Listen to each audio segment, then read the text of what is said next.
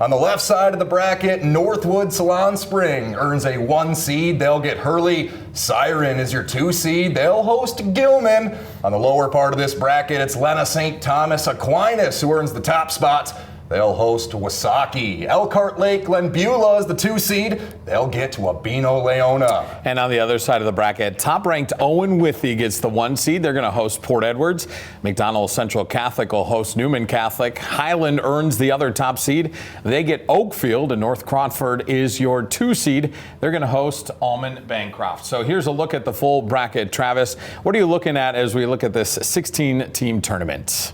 Well, a couple newcomers to 8-player football have made the playoffs in 8-player the first season. Hurley, a longtime power in 11-player football, of course. And Highland, undefeated in the regular season. The Cardinals are, again, in their first year, a top seed, a playoff team last year, so a good run for them.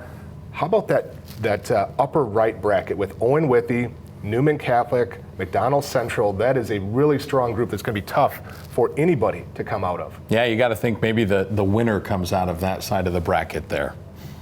Keegan? We just saw a tough one there, and one team Travis mentioned earning that top seed, the Owen Withee Blackhawks, putting together an undefeated 8-0 season after topping 6th-ranked Gilman 24-22 last night, securing an INT with just 30 seconds left in the game. 8 seniors lead this group that have now put together their second perfect season. They did it as sophomores, but back in 2022, that season ended abruptly after a clerical error made by a former employee deemed the team ineligible. After talking with them earlier this week, they said their focus is on what's ahead, not behind them, but a gold ball would certainly fulfill a lot of that adversity.